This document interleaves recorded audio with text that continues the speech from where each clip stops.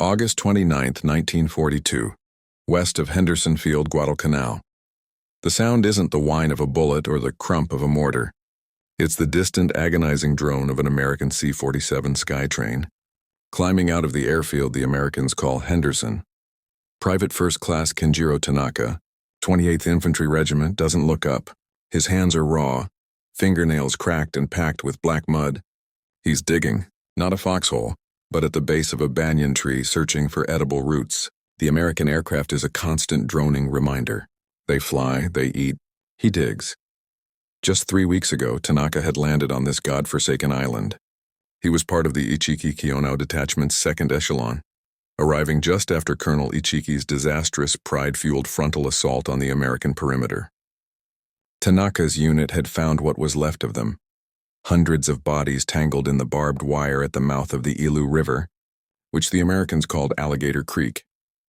The officers had said it was a fluke, a mistake of underestimation. They were the Imperial Japanese Army. They had conquered China, Malaya, the Philippines. They were spiritually superior. This humid, malarial jungle would be no different. But the jungle didn't care about spirit. And neither did the Americans at Henderson Field. The Japanese plan was simple. Landmen, assault the airfield, and push the Americans back into the sea. But the plan depended on the Tokyo Express, the nightly runs of Japanese destroyers racing down the slot to drop off men and supplies. The Americans, however, had an unsinkable aircraft carrier in the middle of the island. They called it the Cactus Air Force. Every day, American SBD Dauntless and F-4F Wildcat aircraft rose from that dusty strip of land. They owned the daylight. They hunted the Tokyo Express. They sank the supply barges. The destroyers, fast and thin-skinned, couldn't linger. They were forced to simply dump crates of ammunition and bags of rice into the surf, hoping the tides would carry them to shore. Tanaka and his comrades, waist-deep in the shark-infested water, would try to salvage them, often while strafed by American planes. More often than not, the rice was lost. The ammunition was waterlogged. The heavy artillery, the guns that could actually damage the American perimeter, never even made it off the ships. By the first week of September, the ration for Tanaka's unit was cut. The daily go of rice, barely 180 milliliters of moldy, weevil-infested grain, was now their only meal. Then it was cut again. The jungle became the only menu. "Victory," an officer had shouted, "is sustained by foraging." So they foraged. They tried Guadalcanal tacos, a scrap of rotten rice pressed between 2 slices of papaya. They boiled the pith of palm trees. They hunted lizards and insects. Men from coastal units, fishermen in their civilian lives, tried to venture onto the beaches, but American patrols and the ever-present aircraft made it a death sentence. The physical decay was terrifyingly fast. Men's legs swelled with wet beriberi, their skin breaking open into weeping ulcers. Malaria and dysentery ravaged the camps. The humidity rotted the leather of their boots and the fabric of their uniforms. Their Type 38 Arisaka rifles, so perfectly reliable, grew slick with rust that had to be meticulously cleaned with precious gun oil. But the hunger was a different kind of enemy. It was an internal, gnawing occupation. It hollowed out their seishin, their fighting spirit. How could you muster the will for a banzai charge when you couldn't stand up without collapsing? The officers, bound by their warrior code, would lecture them on the weakness of the American soldier, who relied on material comfort. "They are soft," the officers insisted. "They cannot endure one decisive blow." But as September dragged on, Tanaka and the men around him, their bodies shrinking inside their uniforms, their eyes sinking deep into their skulls, began to understand. The Americans didn't have to endure. On patrol, they moved like ghosts, not to find the enemy, but to find a dropped coconut. They would listen, starving, to the sound of American artillery, a massive, casual expenditure of steel that spoke of endless supply. They were trapped. The Imperial Navy couldn't protect their supplies, and the jungle was a green hell that offered nothing. They were fighting 2 enemies, the U.S. Marines holding the perimeter and the logistics that were slowly, methodically strangling every last man. Tanaka, chewing on a fibrous, bitter root, could only stare at the mud. He wasn't a soldier anymore. He was a starving animal. And the worst discovery was yet to come. September 18, 1942, or 200 hours. The Lunga perimeter. The patrol is a shambling, spectral thing. Lieutenant Watanabe, his gun-toe officer's sword, slapping uselessly against his emaciated hip, leads 8 men, including Private Tanaka. Their mission is to infiltrate the American lines, note artillery positions, and, if possible, acquire provisions. The last part is the only one the men care about. They move through the chest-high kunai grass, their split-toe jikatabi boots making almost no sound on the damp earth. The air is thick, and the reek of jungle rot is mixed with something else, something impossible. Coffee. The rich, sharp smell of roasted coffee beans. Tanaka freezes. He can also smell smoked meat and tobacco.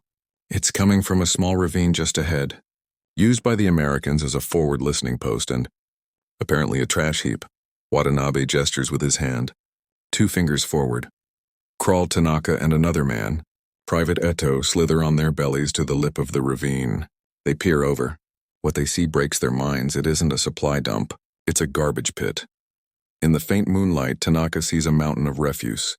He sees small green cardboard boxes, rectangular, with the simple words, K-Ration breakfast unit. Many are unopened, discarded in their waterproof wax wrapper. Others are torn open, their contents spilled. There are tins. So many tins. Cylindrical C-Ration cans labeled meat and beans are piled high. Tanaka's eyes fix on one. It's half full. A white plastic spoon is still jammed into the congealed hash, glistening with fat. Fat Tanaka hasn't seen fat in a month.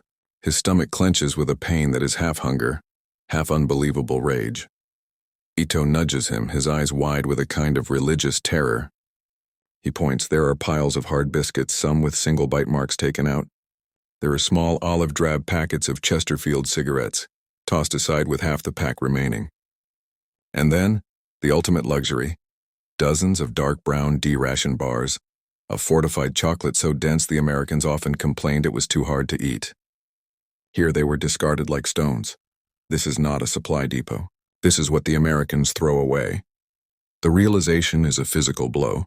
The propaganda, the officers, the belief in Yamato Damashi, Japanese spirit, overcoming material, it all evaporates. Tanaka's unit is dying on its feet for a single handful of maggot-filled rice. The Americans are so glutted, so impossibly mythically wealthy, that they discard full meals. They are not fighting soldiers. They are fighting a nation. An engine Eto can't take it. His discipline, eroded by starvation, shatters. With a low sob, he scrambles down the short embankment, his hands plunging into the refuse. He grabs the half-eaten tin of hash and shoves the greasy contents into his mouth with his fingers.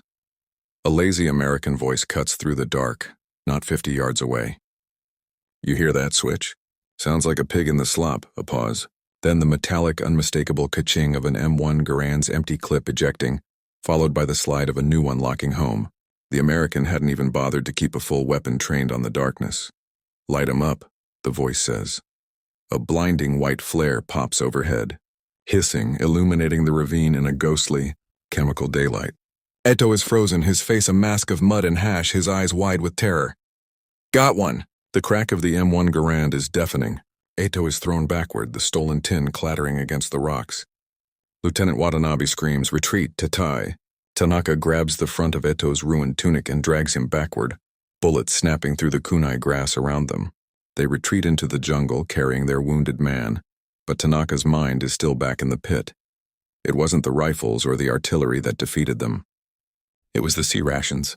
It was the sight of a half-eaten chocolate bar, tossed into the mud by a soldier who knew with absolute certainty that tomorrow he would be given another. October 4th, 1942. A Japanese field hospital, Matanikau River. The word hospital is a cruel joke. It's a collection of rotting canvas lean-tos hidden beneath the triple canopy jungle, saturated with the smell of dysentery, unwashed bodies, and gangrene. Private Ito is lying on a mat of woven palm fronds. He hasn't died from the M1 bullet. The .30 caliber round passed cleanly through his shoulder. He is dying from the jungle. Private Tanaka sits beside him, swatting listlessly at the cloud of black flies buzzing around Ito's wound. The bandage is a strip of cloth Tanaka tore from his own shirt tail, now soaked black and green. There is no iodine, no sulfa powder, no morphine. There is only a medical orderly with a hollow look in his eyes, who offers Ito a sip of unfiltered brackish water. Ito is delirious. He is not shouting for his mother, nor is he crying out in pain. He is whispering one word over and over: chocoreto, chocoreto, chocolate. Lieutenant Watanabe stands at the edge of the lean-to, his back to his men. He heard the report from the patrol. He saw the pit. He knows Ito's delirium isn't from fever alone. It's from a vision of paradise, glimpsed just before the gates slammed shut. The story has spread. Not the official report. Watanabe had written that they encountered a superior enemy force at a forward post and were repulsed. He'd made no mention of the garbage. But the men knew. The other survivors of the patrol, their bellies aching with a hunger made sharper by knowledge, had whispered. They spoke in hushed, terrified tones about the mountains of biscuits, the rivers of hash, the unopened cigarettes, the chocolate. The news rips through the 28th Regiment like a sickness, a mental contagion worse than the malaria that already has half the men shaking with fever. It recontextualizes their suffering. Before, their starvation was noble. It was Koshinkyoku, the march of hardship. They were enduring for the emperor. It was a test of their sation. Now it is a pathetic farce. Men who had stoically chewed boiled ferns now wept with rage. Men who had prided themselves on their discipline now looked at their officers with a new, dangerous expression. It wasn't hatred, not yet. It was calculation. The officers had lied. The officers had said the Americans were weak, soft, and decadent. But the Americans weren't just decadent. They were wasteful. Their waste was more than the Japanese supply. Tanaka watches Eto's chest stop moving. The orderly quietly pulls the soiled rag over his face. Tanaka doesn't react. He feels nothing but a cold, hard clarity. He stands up, his knees cracking, and walks past Lieutenant Watanabe. Out of the lean-to. "Private," Watanabe says, his voice rough. Tanaka stops but does not turn. "What you saw," the lieutenant says, his voice low. "It was a test. The enemy attempts to poison our spirit with their material excess. It is a trap. Eto fell into it. Do you understand?" Tanaka's voice is a dry rasp, burnt out by thirst. "I understand, Shui, Lieutenant. Their trash is a spiritual test." Watanabe grips the hilt of his sword. He can hear the subtle biting insubordination. But what can he do? Flog a man who is already 2/3 dead? Shoot him? It would be a waste of a precious Type 14 Nambu cartridge. He lets Tanaka walk away. The knowledge changes the battlefield. Japanese soldiers once fighting to destroy the American perimeter now have a new, desperate objective. They don't want to kill the Marines. They want to get to their garbage. Patrols become foraging missions. Men slip away from their posts, not to desert, but to risk machine gun fire for a chance at a half-eaten K-Ration. They are hunted by American sentries and, worse, by their own Kenpeitai military police, who have orders to execute any man caught shaming the Imperial Army by eating enemy refuse. The Japanese command, facing a complete breakdown of discipline, is forced to act. They must break the American perimeter. They must capture Henderson Field, not just for strategy but to feed their starving army. This realization fuels the desperation for the upcoming October offensive. They will throw every man they have, sick or not, at the American lines. It is no longer a battle for an island. It is a battle for a C-Ration can. October 24th, 1942, 1900 hours. The Maruyama Road. It is not a road. It is a 15-mile tunnel of sucking mud, hacked through the densest jungle on Guadalcanal by 4,000 men from the 17th Army's engineer units. They call it the Maruyama Road, named for General Maruyama Masao, who is leading this grand, desperate offensive.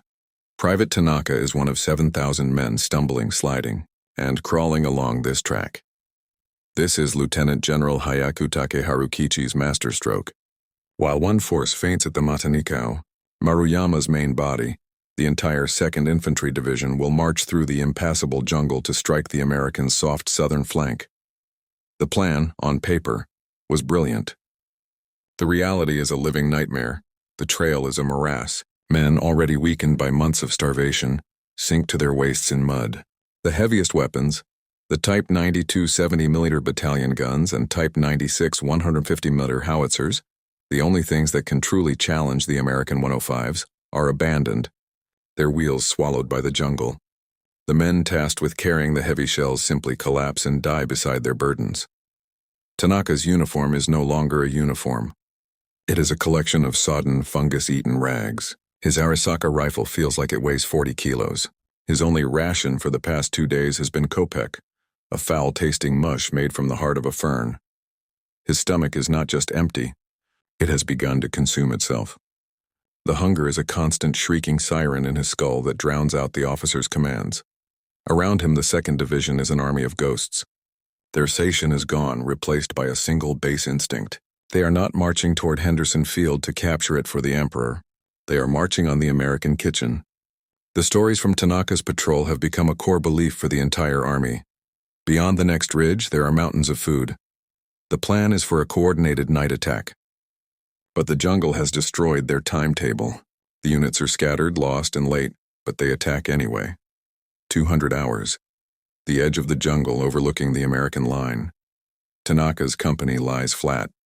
Below them is not a soft flank but a cleared field of fire, strung with triple-strand barbed wire and dotted with the squat silhouettes of M1917 Browning machine gun nests. This is the perimeter of Lieutenant Colonel Chesty Puller's 1st Battalion, 7th Marines. The Americans are waiting. They are dug in, and they are fed. The command comes, not a whistle but a hoarse scream from Lieutenant Watanabe. Totsugeki. Charge. Tanaka rises with 2,000 other men. The charge is silent at first. Just the sucking sound of feet pulling from mud and the clatter of bayonets. They are too weak to run, stumbling forward in a shambling wave. Then the American flares pop, bright, terrifying magnesium stars that turn the night into a sterile, white day. The Marines, seeing the spectral figures emerging from the jungle, open up. It is not a battle, it is an execution. The M1917s, water-cooled and steady, begin their rhythmic mechanical hammering. Chunk, chunk, chunk, chunk, chunk. They fire intersecting fields of 30 caliber death. Tanaka sees the man to his left, Private Ishii, simply dissolve, his body cut in half by a single sustained burst. American 37mm anti-tank guns, useless against tanks that aren't there. Fire canister rounds, giant shotgun shells packed with steel balls that shred flesh and bone. Mortars, 81mm and 60mm, rain down. Their thump crump a steady drumbeat. The Japanese officers, in a final, suicidal adherence to Bushido, lead from the front, their swords raised. They are the first to die. Lieutenant Watanabe, screaming, "Long live the Emperor," is stitched across the chest and falls, his gun toe sinking into the mud. Tanaka is driven by something beyond fear or duty. He is driven by the smell. The wind blowing from the American lines carries it. The smell of C-Ration hash, of coffee, of life. He screams, a sound not human, and stumbles over the wire. A Marine, his face pale and young under his M1 helmet, rises from a foxhole. He doesn't fire his Garand. He looks at Tanaka's skeletal form, the eyes burning in a skull-like face, and his own expression is one of shock, even pity. Tanaka lunges with his bayonet. The Marine parries with his rifle and fires from the hip. The crack is deafening. The bullet feels like a white-hot pole driven through Tanaka's side. He collapses into the mud, his rifle spinning away. He lies gasping 20 yards from the American foxhole. He can see the Marine staring at him, reloading his M1. But the Marine doesn't fire again. The wave is broken. All around Tanaka are the dead and the dying. The attack has failed. He can't even reach the garbage. He passes out, the smell of cordite mixing with the phantom, agonizing smell of food. November 1st, 1942. The Lunga perimeter consciousness returns as a cold gray light. Private Tanaka's first sensation is not pain, but wetness. He is lying in a depression, half submerged in bloody mud. The night's tropical rain has washed the battlefield. He is alive. The bullet, he discovers, has passed through the fleshy part of his left side, just above the hip. It is a miracle, a painful, agonizing miracle. He lifts his head. The silence is horrific. The rhythmic chunk-chunk-chunk of the Brownings and the crack of the Garands are gone. All he can hear is the caw of a jungle crow and the weak, bubbling groans of the dying, scattered across the no-man's land. The grand offensive is over. He is lying in its grave. The field in front of Chesty Puller's lines is a carpet of khaki-clad bodies, tangled in the barbed wire like fish in a gill net. The 2nd Division has been annihilated. Tanaka knows he must move. If he stays, the American patrols will find him, or the tropical sun will do its work. He begins to crawl, dragging his wounded side back toward the jungle line 100 yards away. It feels like 1,000 miles. His hand, pressing into the mud for leverage, lands on something hard and rectangular. He looks down. It is a K-Ration supper unit box. The wax-coated cardboard is split open, revealing a small tin of pork luncheon meat, a packet of 4 biscuits, and a 2-ounce D-ration bar. It is untouched. He stares at it, his mind unable to process. He looks to his left. A few feet away, lying next to the body of a Japanese engineer, is a C-Ration meat and beans can, dented but sealed. And another, he understands. The Marines haven't just held the line. After the battle, as the sun rose, they had policed their positions. And in a final act of casual, almost indifferent abundance, they had thrown their breakfast refuse, their garbage, and their unwanted rations over the wire, onto the bodies of the men who had died trying to get to it. It is not malice. It is something worse, apathy. The Japanese charge for food was so insignificant to the Americans that they had, in return, given them the food as trash. They were feeding the dead. Tanaka, bleeding, surrounded by the corpses of his regiment, finds himself in the very heaven he had sought. He is in the garbage pit. His hands, shaking so violently he can barely function, tear at the K-Ration. He fumbles with the small key attached to the luncheon meat tin, his fingers too weak and slick with mud. He gives up, grabbing a rock and smashing the lid open, gashing his palm. He doesn't care. He scoops the cold, gelatinous pork into his mouth with his bloody fingers. It is the most incredible thing he has ever tasted. It is salt and fat and protein. It is life. His shrunken stomach immediately seizes in a violent cramp, rejecting the sudden richness, but he forces it down. He devours the biscuits, the chocolate, his body convulsing with a mixture of ecstatic relief and profound, soul-shattering shame. He is a gaki, a hungry ghost from Buddhist scripture, doomed to feed on corpses and filth. He is eating the spoils of his own army's destruction. A weak voice calls to him. Mizu. Mizu. Water. A few yards away, a man from his company, his legs shredded by canister shot, is holding out a hand. Tanaka looks at the man. Then he looks at the remaining half of his biscuit. He shoves the rest into his mouth, turns his back on the dying soldier, and begins to crawl again, stuffing the C-Ration cans inside his tattered tunic. The metal is cold against his skin. By the time he reaches the relative safety of the jungle's edge, he is no longer Private First Class Kenjiro Tanaka of the Imperial Japanese Army. He is just a thing, crawling on its belly, its only loyalty to the fat in its stomach. The battle for Guadalcanal is over for him. The battle for survival has just entered its final, darkest chapter. December 12, 1942, near Cape Esperance, Guadalcanal. Private Tanaka is a phantom. He has spent the last 6 weeks moving only at night, hiding not from the Americans but from his own comrades. The 17th Army has ceased to exist as a military force. It is now just the starving.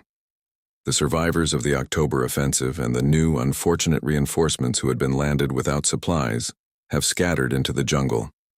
They are skeletons in rags, hunted by Marine patrols, by the Cactus Air Force, and most terrifyingly, by each other. Tanaka's stolen C-Rations are long gone. They lasted him 3 days, eaten in tiny, agonizing increments in a hole he dug under the roots of a banyan tree. But those 3 days of relative nourishment had been a curse. They reminded his body what it was like to be alive, making the subsequent starvation 1,000 times more acute. The jungle has been picked clean. There are no more roots, no more coconuts, no more lizards. The Guadalcanal tacos are a distant, luxurious memory. Discipline is a word from another lifetime. Officers have no authority. Men with rifles guard their own small patch of fetid ground, and will shoot any other Japanese soldier who comes near. The Kenpeitai, the dreaded military police, are gone. There is no one to enforce the emperor's will. There is only the all-consuming, shrieking madness of hunger. Tanaka has seen the ultimate taboo. He found a small camp of soldiers from another regiment, huddled around a fire, their eyes glassy and inhuman. They were cooking. The smell, rich and sickeningly sweet, was of meat, but it was not animal. On the edge of the camp, he saw the stripped bones of a man, his skull split open. Cannibalism, the final degradation. This, Tanaka understands, is the true enemy. Not the Marine with his M1 Garand. It is the C-Ration can. The Americans, with their endless casual supply, had not just defeated the 17th Army. They had infected it. They had shown them a truth, that the world was full of food, and then left them to rot in a place that had none. The knowledge of the American garbage pits had driven the men insane. It was a psychological poison. Tanaka's wound has festered, a weeping, foul-smelling ulcer on his side. He has malaria, and the fits leave him shaking and drenched in sweat, too weak to move. He lies in the mud, listening. He hears the rumble of American aircraft. He hears the distant, steady thump, thump, thump of their naval destroyers shelling the coastline with impunity. And he hears, carried on the wind, the sound of their trucks moving supplies from the beach to the airfield. He makes a decision. It is not a strategic or a moral one. It is purely biological. He will not die in this jungle to be eaten by his comrades. He wants, with every last fiber of his being, one more thing. He wants a cigarette. He wants a tin of meat and beans. He wants to get to the source. The American perimeter is no longer a fortress to be destroyed. It is a destination. It is salvation. He begins to crawl, not away from the Americans, but toward them. He is no longer a soldier surrendering. He is a starving ghost haunting the men who had, with their garbage, destroyed his world. He will risk the bullets, the wire, and the shame, all for one more taste of the enemy's trash. December 13, 1942, 04:30 hours. A Marine listening post. Lunga Perimeter Private First Class Bill Switch. Rourke is on watch. A Lucky Strike cigarette cupped in his hand to hide the glow. He's cold, damp, and dreaming of a hot meal back on the transport ship Macaulay. He and his buddy Corporal Deacon Miller are pulling the last watch before dawn. Hear that? Miller whispers, tilting his head. Rourke listens. It's not the rustle of a wild pig, and it's not the stealthy crawl of a healthy soldier. It's a dry, papery scraping, a sound like dead leaves being dragged over the mud. Rourke slowly swivels his M1918 Browning automatic rifle toward the sound, its 20-round magazine feeling reassuringly heavy. Yes, I hear it. He peers into the pre-dawn gloom, his eyes tracing the line of concertina wire 30 yards in front of their pit. Gonna be another one. The scraping stops. A voice so weak it's barely a breath calls out in broken, agonizing English. Tobacco. Please, food. Miller sighs. Jesus, it's another one. He raises his voice but keeps his M1 Garand trained on the darkness. Show yourself. Hands up, Tewageru. A figure lurches out of the kunai grass. It doesn't look human. It's a skeleton draped in rotting green fabric. It holds no rifle, no bayonet. Its hands are raised, but they are shaking so badly it looks like a palsy. The thing stumbles forward, trips on a root and collapses, its face planting in the mud just short of the wire. Rourke and Miller look at each other. This isn't a banzai charge. It isn't even a soldier. It's a medical specimen. Cover me, Rourke mutters, laying down his bar and pulling his Colt M1911 pistol. He cautiously circles around the wire, pistol extended, and nudges the figure with his boot. The body rolls over. It's Private Tanaka. His eyes are cavernous, the pupils dilated. His lips are cracked and black. His festering wound is visible through the rags. He is dying. But his eyes are fixed not on Rourke's pistol but on Rourke's breast pocket. He's staring at the corner of a K-Ration box. Hell, switch, Miller calls out. He ain't a threat. He's just done. Rourke holsters his pistol, his stomach turning. He's seen dead Japs, he's seen wounded Japs, he's never seen this. This is an enemy defeated not by bullets but by starvation. Tanaka's dry, swollen tongue tries to form a word. He points a trembling skeletal finger at Rourke's pocket. Rourke, in a gesture of, he doesn't know what, pity? Disgust, a simple human instinct, reaches into his own pocket. He pulls out his breakfast unit ration. He won't eat it. He's waiting for the hot chow back at the mess tent. He tosses it onto the mud next to Tanaka's head. Tanaka groans. A sob of gratitude and his hands crawl toward the box. Don't bother.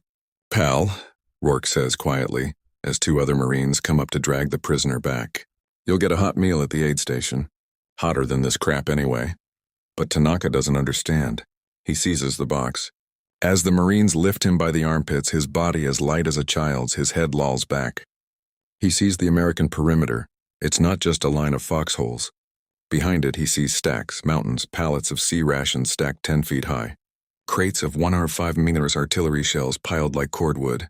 drums of gasoline, boxes of boots, uniforms, and cigarettes, stretching back as far as he can see toward Henderson Field, where C-47s are already landing in the dawn light, bringing more. This isn't an army. It's a factory, a moving, unstoppable engine of material that has no end. His officers had been wrong. They said the Americans were soft, but the Americans didn't need to be hard. They had this. They had so much they could throw it away. Tanaka finally understands. His nation, his emperor, his station had never stood a chance. They weren't defeated by the American soldier. They were defeated by the American logistical manifest. They were drowned, buried, and erased by an avalanche of K-Rations. His last conscious thought, as he clutches the wax-coated box to his chest, is not of his family nor of his emperor. It's the simple, damning realization. They had so much chocolate,